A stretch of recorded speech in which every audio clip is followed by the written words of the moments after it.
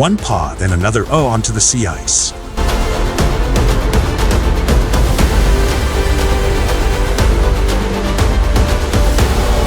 Her two cubs follow. Nothing about this looks wrong. But something about this moment has already changed.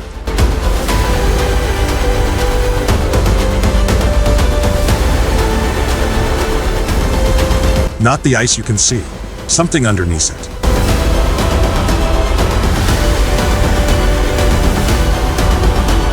It has to do with timing out, not the ice itself.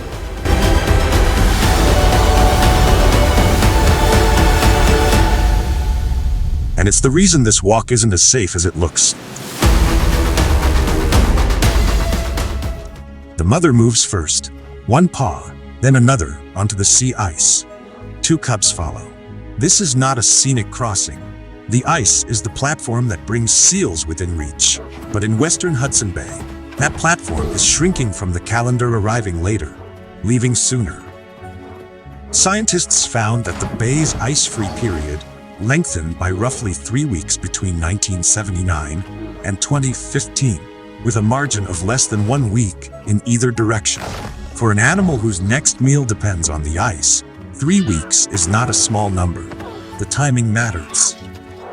After a long season on land, the family is moving towards the part of the year when a seal hunting opportunity can rebuild the fat reserves needed for the months ahead.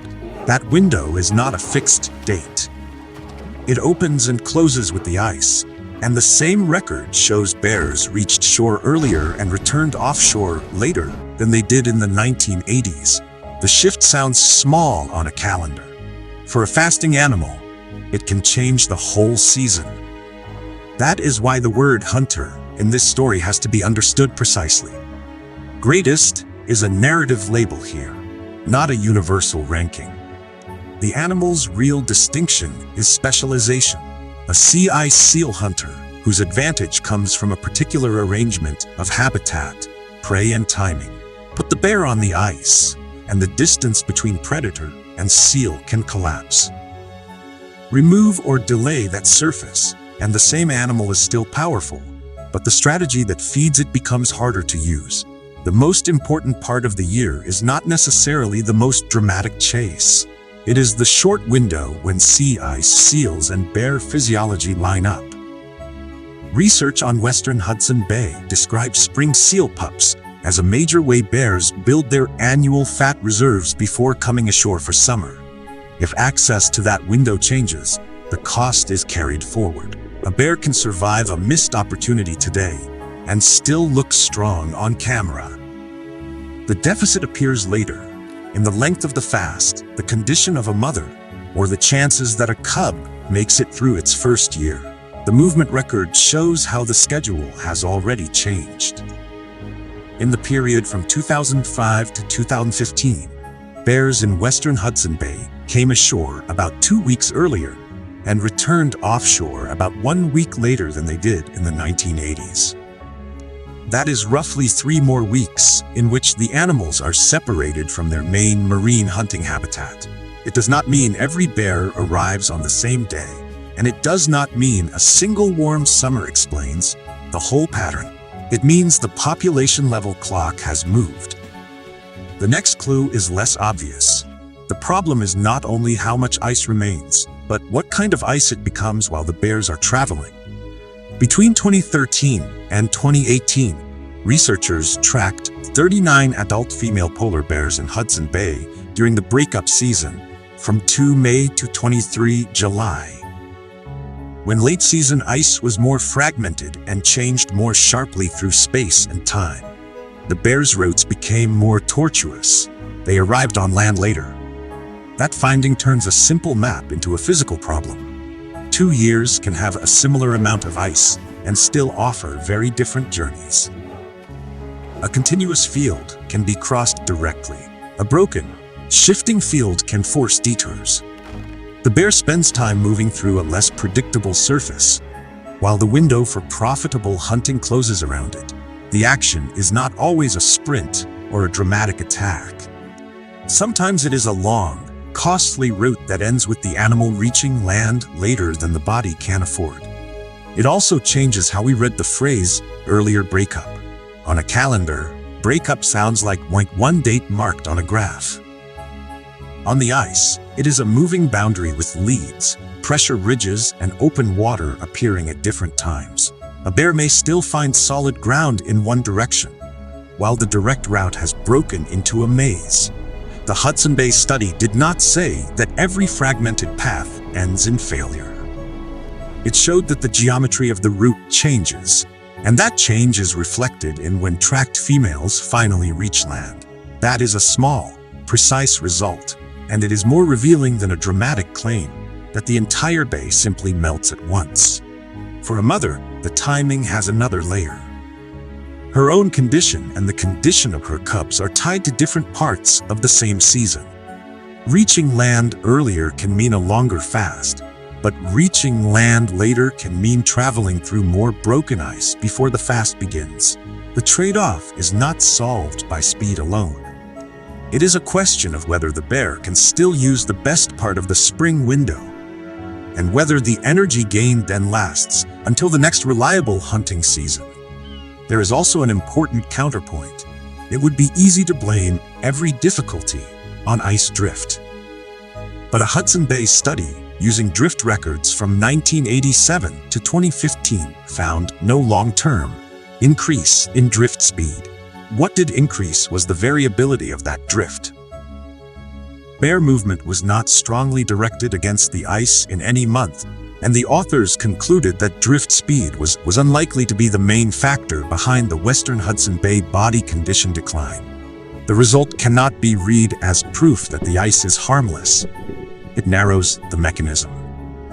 A persuasive wildlife story cannot replace one explanation with another just because the second one sounds more dramatic. In this bay, predictability may matter more than a simple measure of speed. The bears are dealing with a habitat whose behavior is harder to read, while the broader seasonal loss of hunting time is happening at the same time. When the sea ice disappears, Western Hudson Bay bears do not stop eating. They become opportunists on land. Researchers analyzing scat found between 1 and 6 food types in a single sample with an average of 2.11. Plant material appeared in 84.9% of the scats. Animal food appeared in 35.4%, and plants and animals appeared together in 34.4%. The bears were mixing what the landscape offered and, in a useful survival strategy, tending to take food where it was available, rather than spending energy traveling farther. That flexibility matters. It is one reason a population can remain visible and active even while its original hunting opportunity is shrinking. A list of foods, however, is not an energy budget. The study shows opportunistic foraging. It does not show that berries, vegetation, or occasional animal prey replace the energy of repeated seal hunting. The land can buy time. It cannot automatically recreate the platform that made the bear a marine specialist. The population estimates make the uncertainty impossible to ignore. The 2024 IUCN-SSC Polar Bear Specialist Group report summarizes aerial estimates of about 530 bears in 2011, in 2042 in 2016, and 618 in 2021. Each number comes with a wide confidence interval: 754 to 1406 in 2011, 562 to 1121 in 2016, and 425 to 899 in 2021. Those ranges are not a footnote. They are part of what the numbers mean.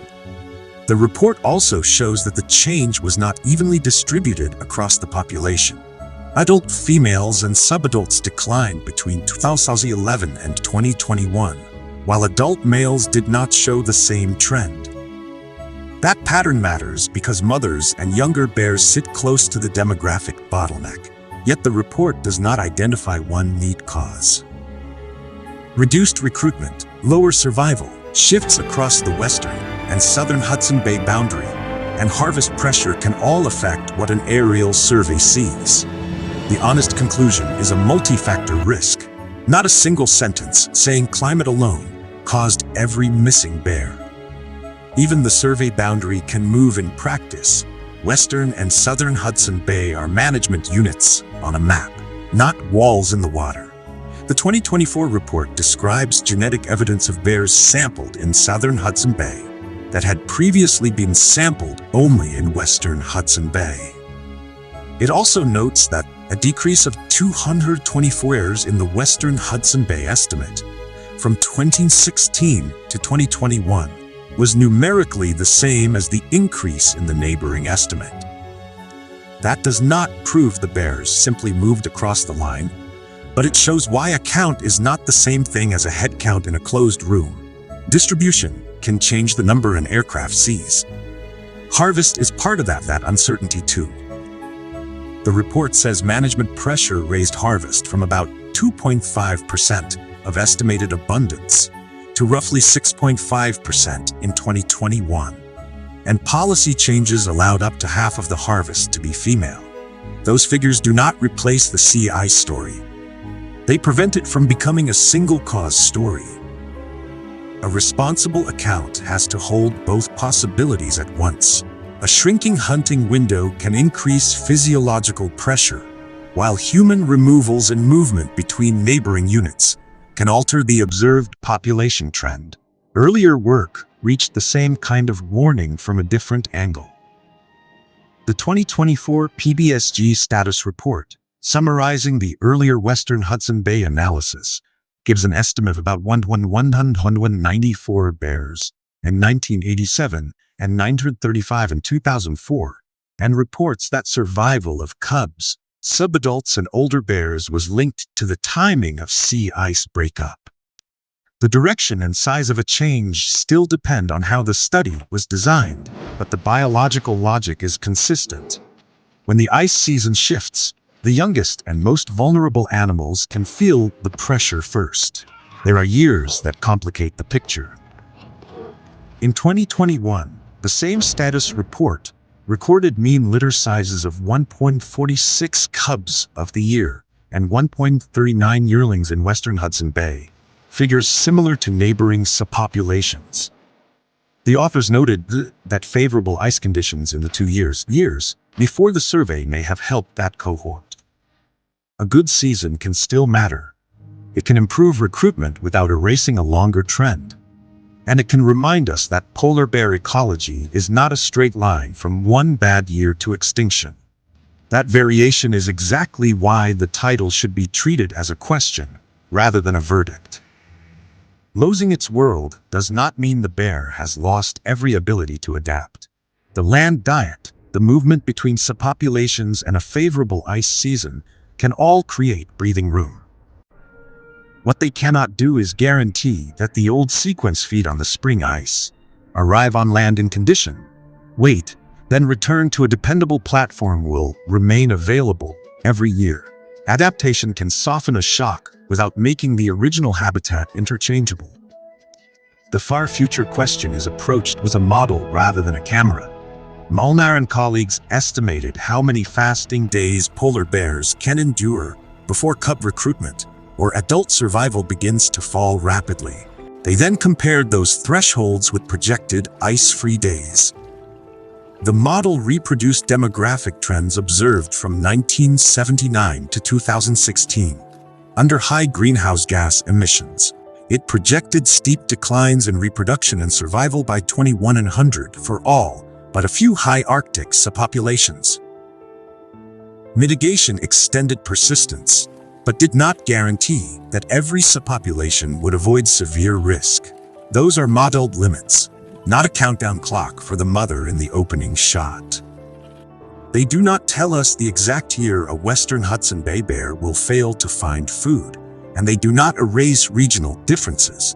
They show something more useful. Fasting has a boundary. The longer the ice-free season becomes, the more often the population is asked to cross that boundary with less room for error. And the model is careful about what it can and cannot see. It works with fasting thresholds, projected ice-free days, and demographic relationships, It does not follow one family through a broken lead or measure the calories in one mouthful of food. Its value is in connecting the pieces across many subpopulations, while the field studies explain how those pieces feel on the ground or on the ice. The strongest story uses both scales, a mother taking a step and a dataset showing why the date of that step has begun to matter more. So return to the mother and her two cubs. The ice is still there. The bear can still move across it. A favorable year can still open a path, and a flexible animal can still find food in an unfamiliar place.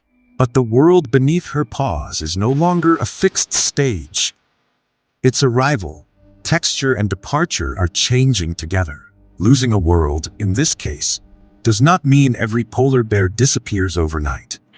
It means a specialized hunter is being asked to live on a schedule that keeps moving away from the strategy that made it successful.